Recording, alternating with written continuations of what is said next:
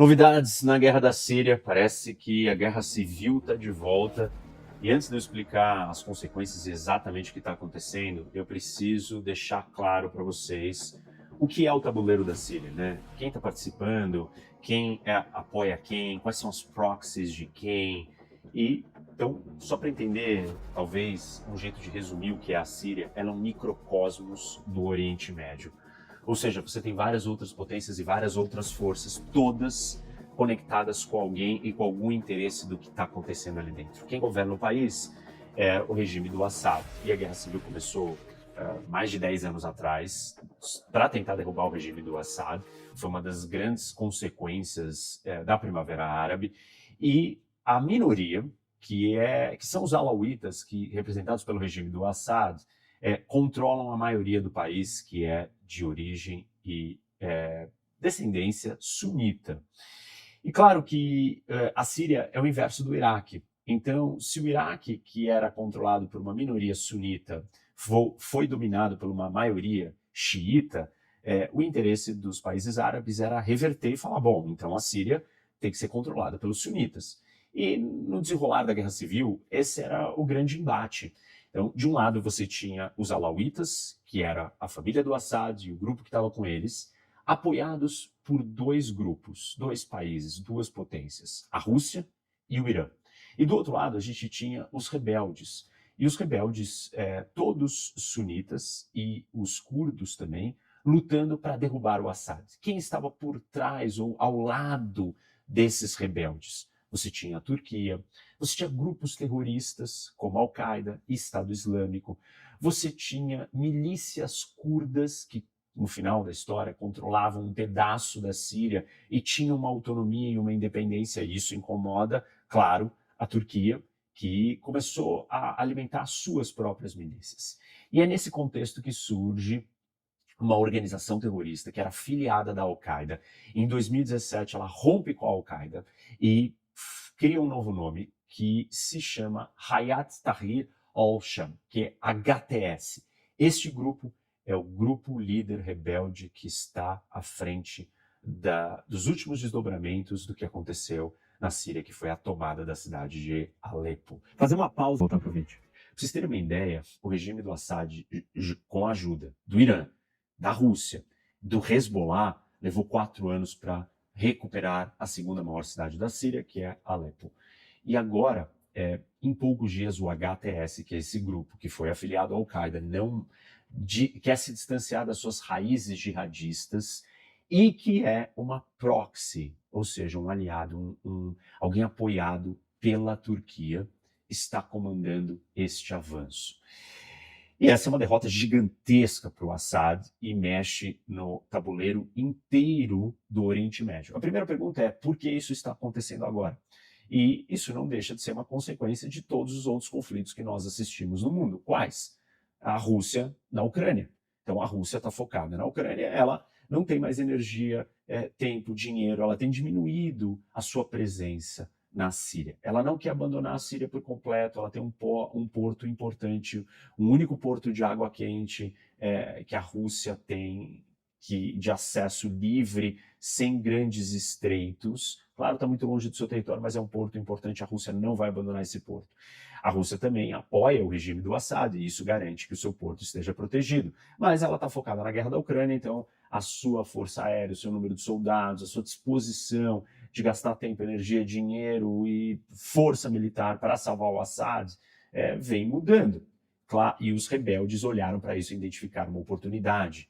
A mesma coisa também afetou a capacidade de combate do Hezbollah e da Guarda Revolucionária Iraniana. Tanto o Hezbollah quanto o Irã estão enfrentando Israel. Israel está obtendo várias vitórias, como nós estamos acompanhando aqui, e vocês sabem muito bem. Então, de repente, os rebeldes, o HTS principalmente, incentivado pela Turquia, falou, olha, está aí a nossa oportunidade. Retomou a segunda maior cidade da Síria em apenas poucos dias, o que demorou 4 anos para o Assad dominar, agora foi recuperada rapidamente em poucos dias. Isso é uma grande derrota para a Rússia, para o Irã, para o Hezbollah e para o regime do Assad. Existem rumores de que o Assad e a família dele tinham fugido, já estavam escondidos na Rússia. A gente não sabe se isso é verdade O fato é que o regime corre perigo, porque as tropas sírias não foram capazes de conter o avanço rápido desses rebeldes, dessa organização que se diz agora, o HTS, que se diz mais pragmática, que se distanciou do radicalismo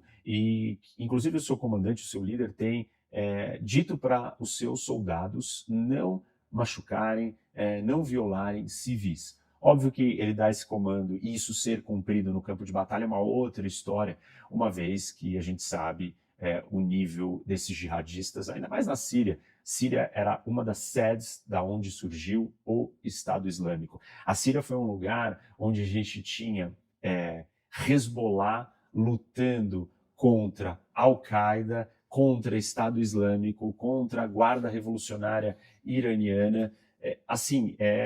Era o inferno do choque de todos os grupos terroristas. Foi exatamente a Síria que causou o Hamas, por exemplo, a se afastar do Irã naquele momento, porque o Hamas estava do lado dos outros rebeldes, o lado oposto, que estava o Irã, Hezbollah e assim por diante. Com Hezbollah debilitado, Irã debilitado, a Rússia debilitada e focada na guerra na Ucrânia, se viu uma oportunidade e o HTS não perdeu essa oportunidade, partiu para o ataque. A Turquia está por trás dele. É uma proxy, recebe financiamento, ajuda, armamento da Turquia, mas não está sob o comando total da Turquia. A gente sabe muito bem como funcionam essas proxies. O Irã comanda, mas Hezbollah, os Houthis também têm opiniões próprias e fazem o que querem. Também, às vezes, a mesma coisa aqui com o HTS. Ele pode fazer o que ele quiser. A preocupação da Turquia é derrubar o regime do Assad, sempre foi. Agora, talvez ela não esteja tão preocupada com isso, mas ela quer estar numa posição mais confortável, uma posição de barganha melhor, no mínimo, e no máximo ela gostaria de dominar a Síria por completo. A Rússia não pode perder quem apoia. Claro que ela vai tentar ajudar o Assad, mas não a ponto de fazer o que ela fez há 10 anos atrás, porque o que ela fez há 10 anos atrás, no contexto de hoje, já é diferente, ela talvez já não possa se dar ao luxo de fazer isso. No pior dos cenários, a Rússia estaria preparada para negociar com a Turquia, ou com o HTS, ou com o grupo que dominasse o país, para dizer o seguinte: mantenha o meu porto e as minhas bases, é isso que eu quero, eu não vou arrumar problema. Quem sairia perdendo demais se isso acontecesse é o Irã, porque dificilmente ele manteria a sua posição dentro da Síria. Então o Irã vai fazer tudo o que ele pode. O problema é que tudo que o Irã pode fazer está muito ligado ao Hezbollah, e o Hezbollah está sofrendo muitas perdas e baixas e com outros problemas com Israel. Para Israel, talvez o melhor dos mundos seja essa briga ir crescendo e sugando todos os lados. Israel certamente gostaria de ver o Assad sair dali, ver o Irã sair dali, mas também teme que esses grupos rebeldes sunitas sejam fundamentalistas e malucos, fanáticos, tipo Estado Islâmico. Isso não seria saudável para Israel. O melhor dos cenários é todos esses grupos se matando dentro da Síria e perdendo energia, tempo, dinheiro e armamento entre si e não com Israel. Então, do jeito que está, seria bom para Israel. A Turquia pode ainda usar essa situação para oferecer algum tipo de barganha com os Estados Unidos. Outro ponto importante: os Estados Unidos apoiam as milícias, parte desses grupos rebeldes todos, e uma parte do território da Síria está controlado por milícias curdas, que é o pesadelo da Turquia, porque os curdos estão divididos em Síria, Iraque, Irã e Turquia. Principalmente a Turquia tem um problema sério com eles, não só, os outros países também têm, mas eles conseguiram uma autonomia própria dentro da Síria, e isso ameaça a Turquia. Então a Turquia faz tudo o que pode para debilitar essas milícias curdas, que seriam as forças democráticas sírias. Os Estados Unidos já apoiam essas milícias curdas e os americanos têm por volta de 900 soldados dentro da Síria.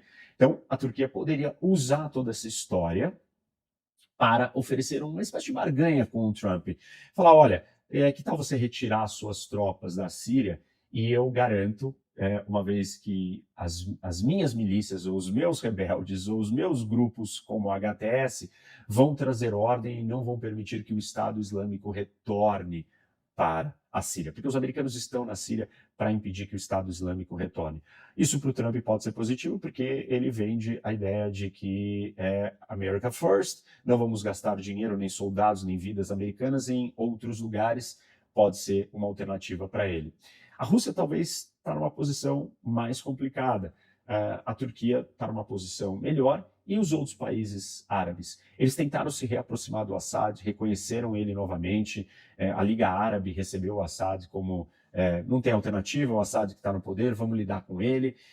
Só que o Assad não conseguiu entregar muita coisa para resolver os problemas. O sonho dos países árabes, alguns deles, Turquia, Líbano e Jordânia, era resolver a questão dos seus refugiados. Esses três países sofrem muito com os refugiados todos que vieram por causa da guerra, e o sonho deles é mandar esses refugiados de volta para a Síria. Para isso acontecer, a Síria tem que estar estabilizada, a condição econômica melhor, o Assad precisa parar de perseguir as minorias ou as maiorias que ele domina, e a Liga Árabe e os países árabes não conseguiram muito sucesso ou muitos resultados com o Assad, mas, por outro lado, eles também temem demais esses fundamentalistas sunitas extremistas como Al-Qaeda, como Estado Islâmico, como HTS da vida, não querem que esses grupos tomem o poder, porque eles são países sunitas e teriam que lidar talvez com afiliados, com filiais, com franquias desses grupos nos seus próprios países. Eles querem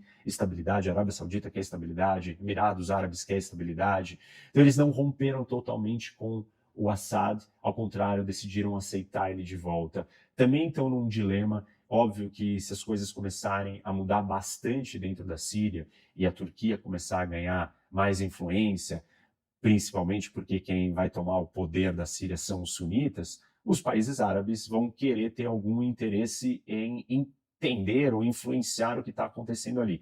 Por enquanto, eles preferem uma certa estabilidade. Tem alguns pontos importantes que essa história da guerra da Síria retomando, vale a gente relembrar. A guerra da Síria foi o estopim, o gatilho que causou toda a transformação política no Ocidente, no mundo livre, nas democracias. A crise que a guerra da Síria criou foi a grande onda de refugiados que chegaram na Europa em números imensos, e isso criou um sentimento político de insegurança, de insatisfação, e deu voz para movimentos políticos mais extremistas ou novas visões ideológicas políticas dentro da Europa e, consequentemente, dentro dos Estados Unidos, de uma forma indireta, genérica, tentando fazer uma relação aqui para vocês capturarem o que eu quero dizer.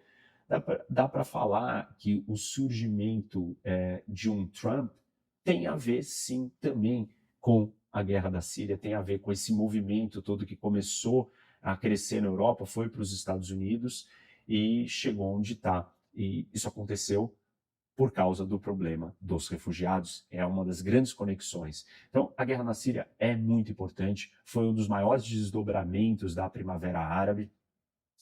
O Obama quis que o Assad saísse do poder, não quis fazer uma intervenção, mas disse que estava na hora do Assad sair, o Assad não caiu. O Assad resistiu situações extremas, passou por turbulências que ninguém achou que ele pudesse resistir, e resistiu.